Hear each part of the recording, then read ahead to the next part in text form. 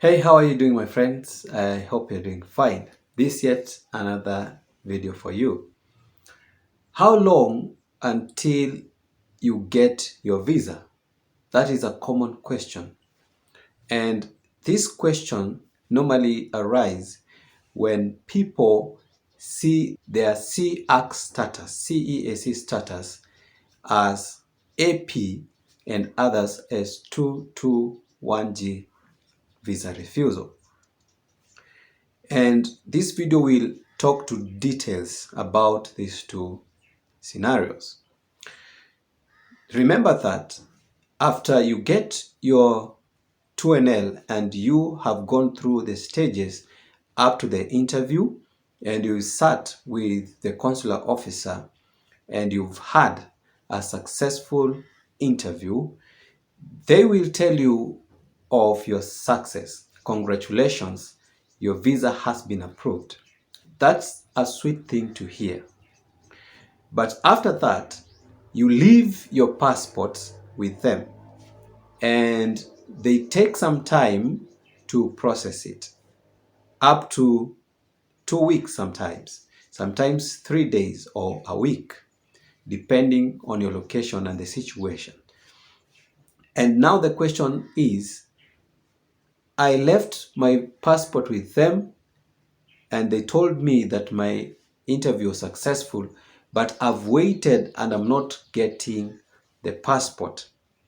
First of all, if you are in that situation, congratulations. That's a good place to be in because some had unsuccessful interview. And if you are in that situation, there is nothing to worry about. Don't worry about the time it will take for the passport to come because your visa has been approved. And that means they are processing the visa to stamp them on the passport. Now, how long will it take?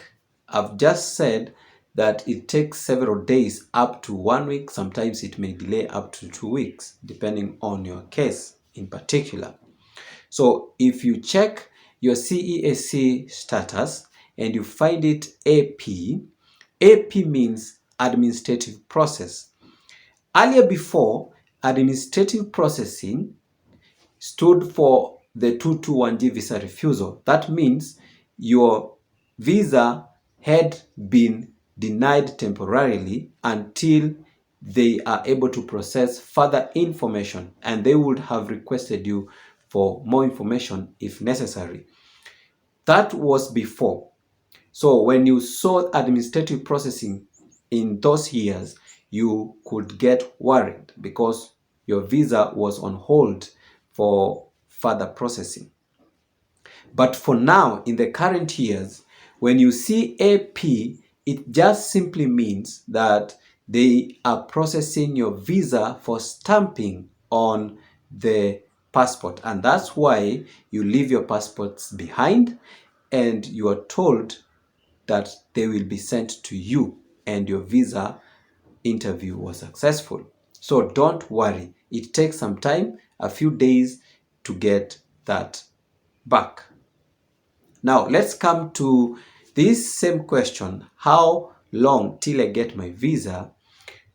On this case, 221G visa refusal. Remember, when it is 221G visa refusal, you don't leave your passport behind. In many cases, you don't leave. They give them back to you and they issue with a yellow paper or some sort of paper. And on that paper, they give you or they check on what information they want to process or which information they would require you to send them before they can consider your visa. Now, for that scenario, no one knows of the definite time because there is not a fixed time.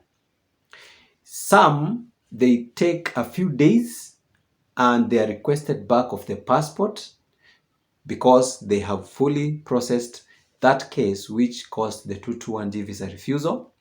Some have taken months. I mean months, up to 6 months. And still others have taken much time to cause them a visa denial simply because time ran out on them. That means they were put on 221G visa refusal and they stayed in that status until the fiscal year for that DV lottery came to an end. And once it comes to an end, it does not matter. That means the visa is gone. What am I trying to say? I'm trying to say that for 221G visa refusal, there is no definite time to wait. It might vary from some few days to months. Now, having known that, what comes as our responsibility is we should at all costs do whatever we can to prevent being thrown into 221G visa refusal. That's our mandate.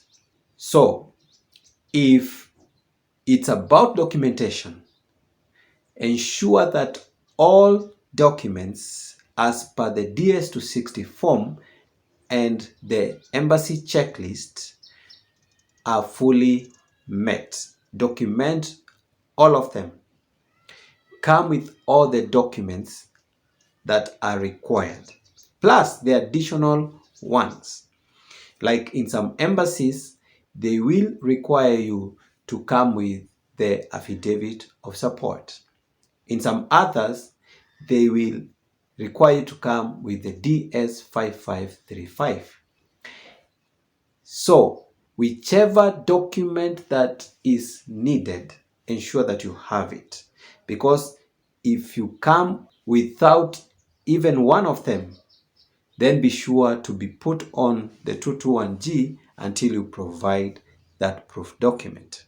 If you had transferred your interview to a different embassy from your local embassy, remember the consular officers in that embassy of your transfer could not be having all the information about the systems of your country, and particularly the education system. So you might present the complete documents that qualify you, but they don't know about that. So they would require time for them to liaise with the relevant authorities of your government in order to get the full understanding of the system, for them to gauge whether the documents that you provided are qualified. During that time, you will be put on that hold, the 221G visa refusal, until they do that. So if you can carry the good explanation from your government, certified document explaining clearly the systems of your government. That is, if you can. And by so doing, you might prevent yourself from entering to 221G visa refusal. There are many other reasons that can put you to 221G visa refusal. Some you cannot prevent, you cannot avoid. Like in some countries, people from Iran have that history of being put to 221G for further checks. That one you cannot avoid, but others you can avoid, and those which you can avoid, ensure you do avoid them. And if you're put to 221G visa refusal, ensure you comply with any request that the embassy gives you. If they request for any further information, provide them the soonest possible to give them shorter time to go through your 221G visa refusal. It's not a good place to be, but if you're put there, just keep hope going and hope it goes smoothly and quicker. Thank you guys for watching this video. I hope you find information, but if you have any other concern, put them on the comment section. I'll be glad to come back and clarify. Please subscribe if you have not. Share the video with your friends so that they can get this information as well. like the video to help the algorithm, and let's meet in the next video.